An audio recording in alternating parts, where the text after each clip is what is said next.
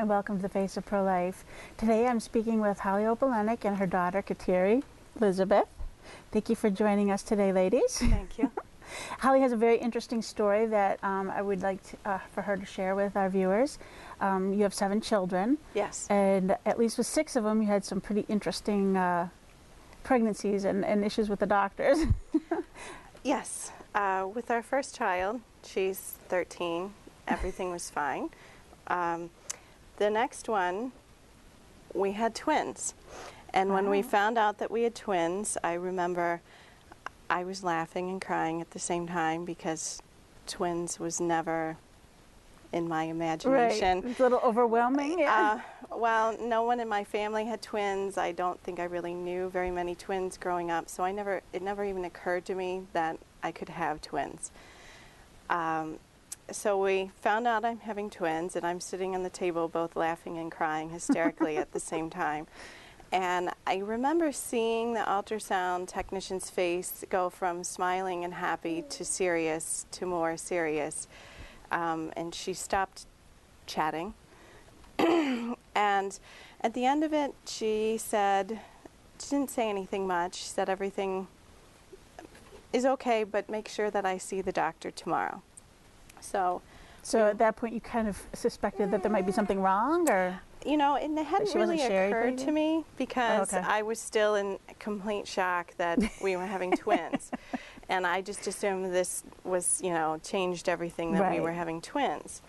And so we went to see the ultrasound, or we went to see the OB the next day, and she informed us that both the babies had birth defects and recommended termination. Oh.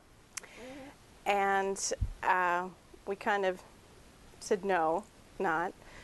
And the conversation went on from there. She didn't push us or anything, just she brought it up. Was she specific about the defect? Or well, she wasn't specific when she mentioned it, but afterwards she talked about it. Our son, Joshua, had post-urethral valves, which is the same condition that Gabriel Santorum died from, the former Senator Rick Santorum's son. And, excuse me, they couldn't get a good read on his kidneys, but they knew that his bladder was deformed and distended, and that he had urine refluxing back and forth between his kidney and his bladder. Wow. And that's actually a very common birth defect, and it has a lot of degrees of severity. And they couldn't see because of the way he was lying and the way his twin sister's head was covering his belly. They could not see his kidneys, so they were unsure of how problematic his condition was. In Nadia's case, they were actually more concerned about her at first because she was mapping out 8 days smaller than he was, and she only had 2 blood vessels in her umbilical cord, so they said she had failure to thrive, and that's why they recommended terminating both. Wow. That must have been horrifying just to have them verbalize that. I didn't even really focus on the abortion part because I was more focused on the fact that I have 2 children with issues. Right. And so, and the concern for your babies. Right. And so it was, I didn't really even have time to deal with that statement. That's one that got processed much later. So during the next, I think that was around 20 weeks, during the next 8 weeks, we had a number of ultrasounds, and the pregnancies was otherwise fine for me. Nadia continued to grow, so they became less concerned about her, and Joshua's condition remained stable, so they didn't think there was anything significant at the time. At 31 weeks, we went back in for an ultrasound, and we found out that he had no more amniotic fluid. Ooh. So, which indicated renal failure at that point in time, and that was the first time they were able to see his kidneys because she finally moved.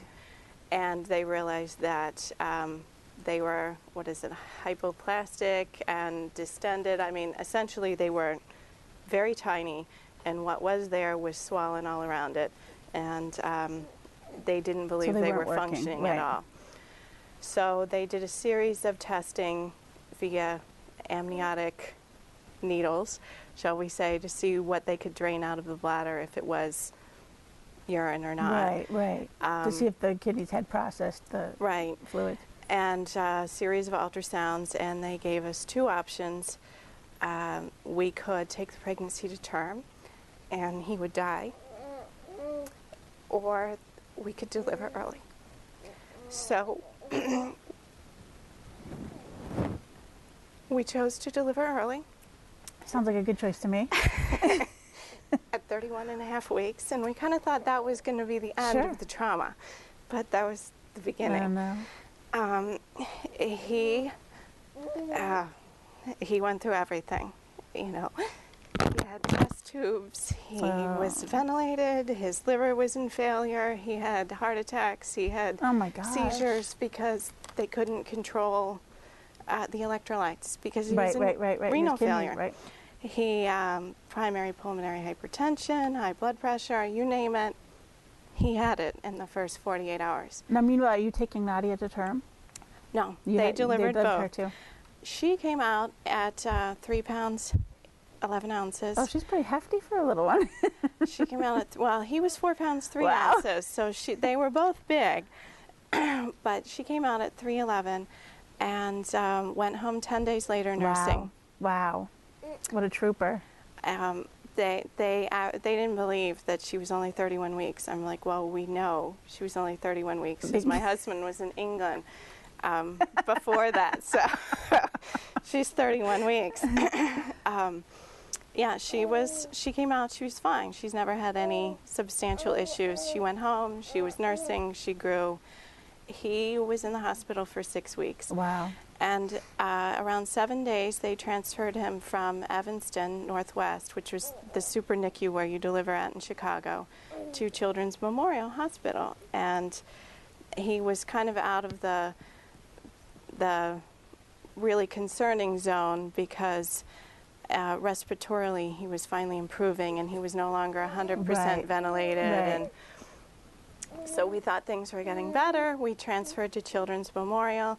And the doctor walked in and he suggested that we go on dialysis immediately. Wow.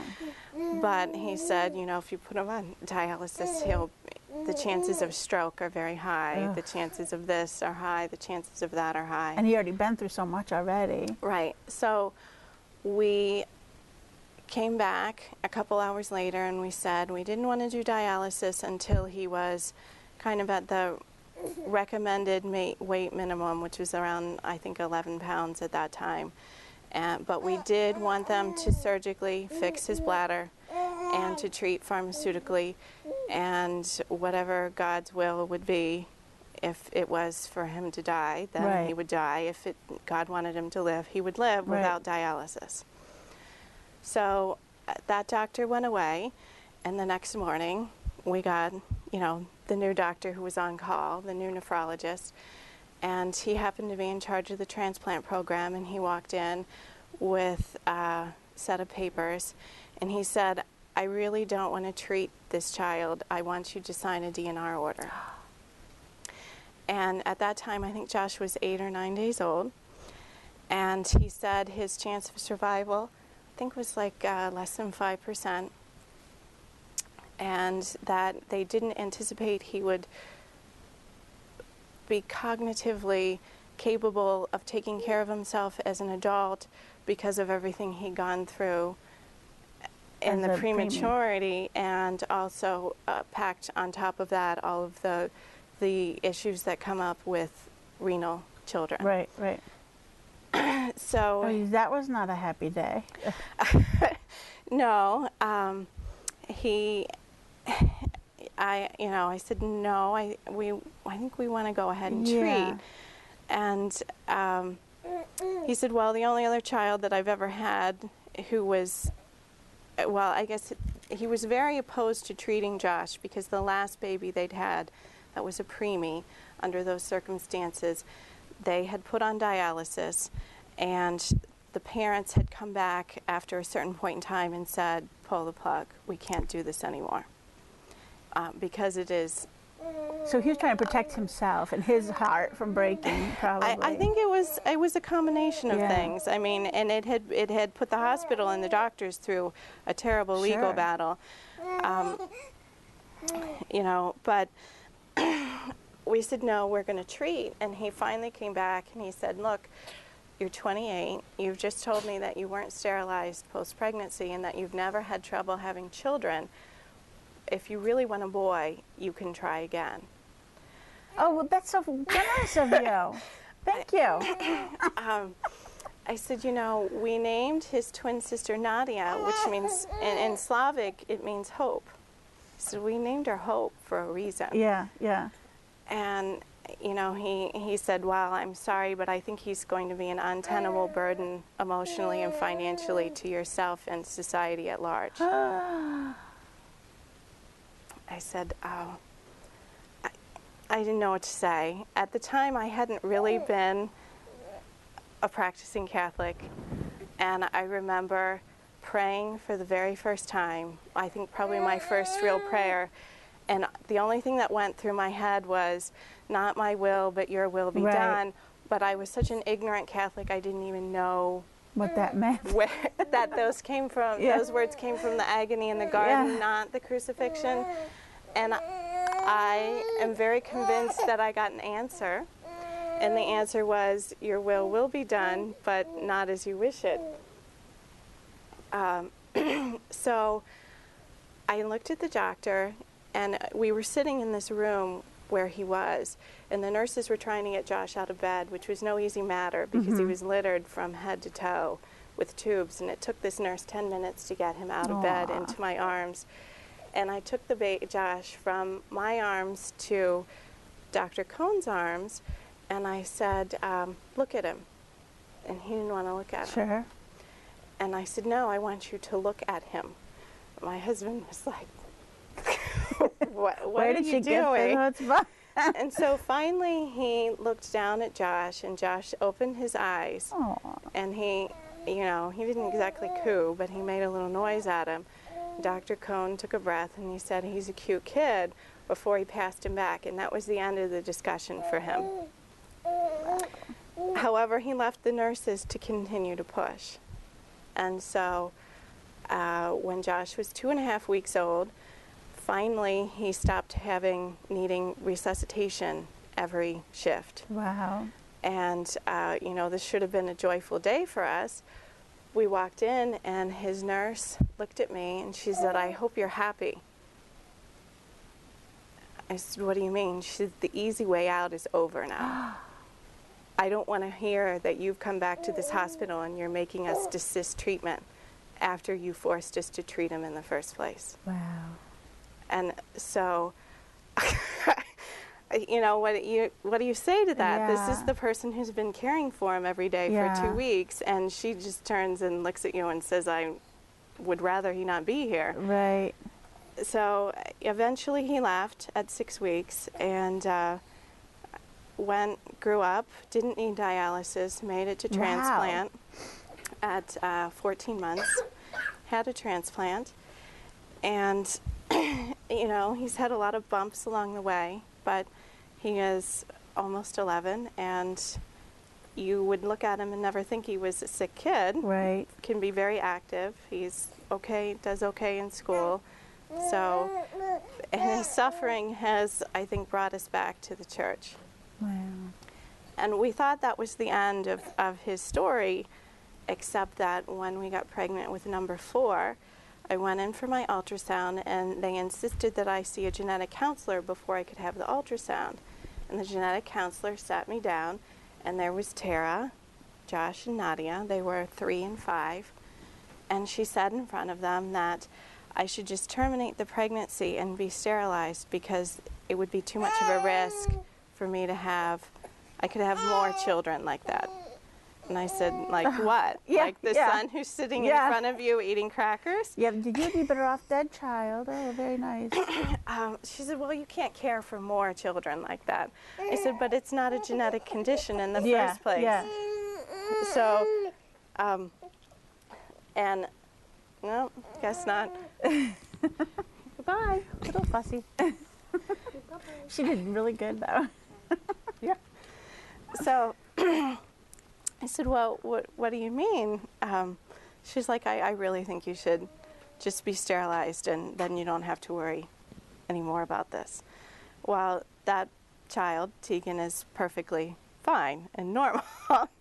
No problems with her. I refused to have an ultrasound with the 5th pregnancy because I wasn't going to go through that again. I was pretty ticked off. And with the 6th, I did end up going back to Yale's high risk, because this was at the high risk center, not my OB. I don't think my OB would have looked at me and been able to say that. He knows better. Yeah. I think he definitely knows better.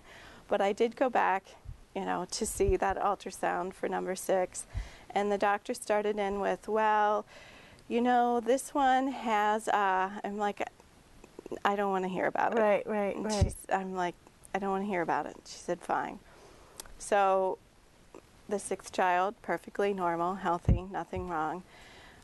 With the 7th, though, we went in for the ultrasound, and I had the same technician that I'd had for number 4 and 6, and really? She was chatting away, and all of a sudden she stopped talking. And she kept going back to the spine over and over again, re-ultrasounding that. Oh no, this is the same thing that happened before. And then they sent I had my oldest with me, and then they sent her out. And then they left me in the room alone for 20 minutes. Wow. And I was convinced it was spina bifida. Right. And so after 20 minutes, not knowing anything, the same doctor walks in again, and she says, well, the good news is it's not spina bifida. But the bad news is your baby has, and she whips out this big long word, sacrococcygeal teratoma, and I recommend that you terminate tomorrow. And I said, like, excuse me. She said, we can get you in tomorrow. Yeah, just get rid of it. And this was the weekend. This was 2 days before Hurricane Irene.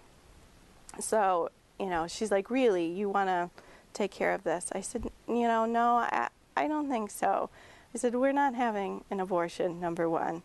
She said, well, then we want you to talk to our super specialist down at Yale tomorrow. I said, no, I can't, actually. My son's in the hospital up at Boston Children's, and there's Hurricane Irene. I said, we're not. And I think I'll get a second opinion. She said, well, if that's what you want. But let me tell you, the baby could die, you could die. And so I really think you should go. You could get hit by a car and die too, But So I really think you should go to see our specialist down at Yale. And I said, all right. I made the appointment, I left. And then I canceled it as soon as I got home because it's easier to do it that way. So we survived Hurricane Irene and getting our son out of the hospital. And we waited a couple weeks, and then I called Boston Children's. And lo and behold, it was an entirely different story. Really? When we got up there. The surgeon, she said, look, she has a tumor. Sometimes it can be problematic, but looking at this ultrasound, I don't think it's going to be a problem. We'll just remove it right after birth, and she'll be fine. We'll just follow her up to make sure that it doesn't become cancerous, but I don't anticipate any problems. And that's how it went. She was born on St. Elizabeth Ann's feast day, so we knew the middle name was going to be Elizabeth Ann Seton, and we decided that we would name her Kateri because she was going to be scarred, from infancy, just like Blessed Kateri, Saint Kateri, was scarred by smallpox. So, or not was it smallpox? I don't remember. Yeah, one of them. But we thought it would be very symbolic. So she was delivered on January 4th, and on January 6th they took her in for surgery. They removed a softball-sized tumor. Wow. From her derriere. And she went home 7 days after birth, and that's kind of the end of it. Yeah, and you can obviously see what a beautiful child she is. So, yeah, she's, she's fine. And, it was once again, I find it very interesting when we did our research. If you looked at Boston Children's Hospital's website for this particular condition, it's not a big deal. If you look at Children's Hospital of Philadelphia, it's all about how the mothers can die because the tumors suck up so much blood, and then the baby dies, and then the mother dies from lack of blood. And, it was that complete different focus that in one particular hospital, it's not a big deal. It just requires surgery upon occasion. Right. There can be some more severe issues. In another hospital, that makes it out like so dire. It's a dire issue from beginning to end. Wow. And then finished off with the 2 weeks afterwards with the OB absolutely begging me to get sterilized, pleading with me.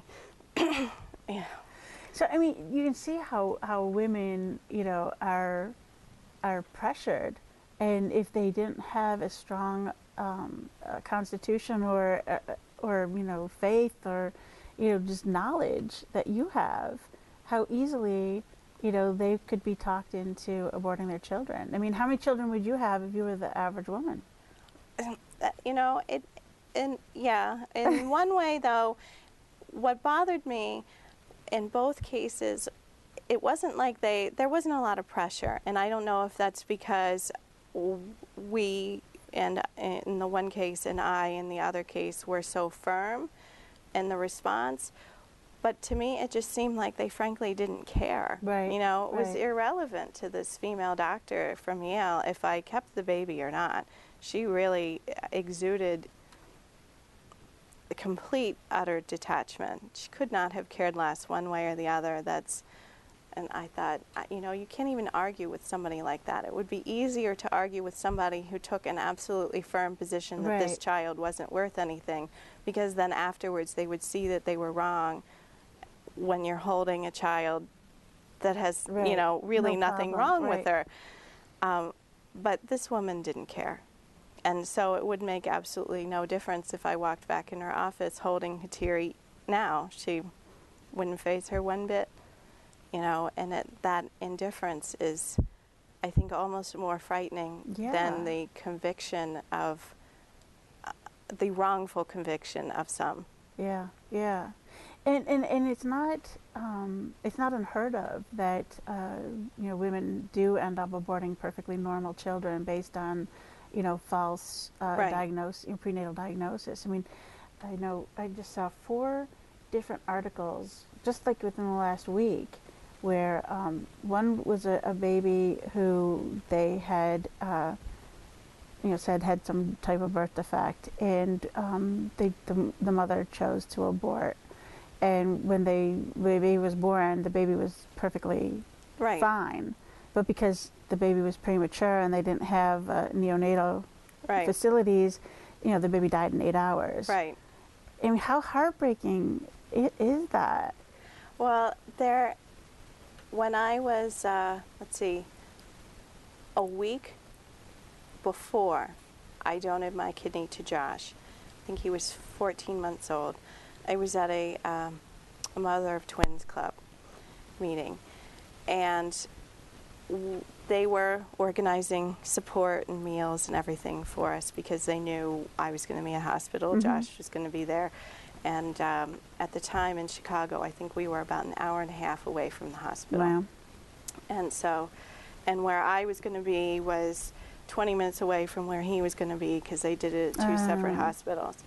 So I was at this meeting, and they had a separate small group meeting, and everybody was introducing each other. And I was there with a good friend of mine, a good Christian friend, and we're sitting at this table, and everyone's going around, and there's this new mother. She comes in and she starts talking.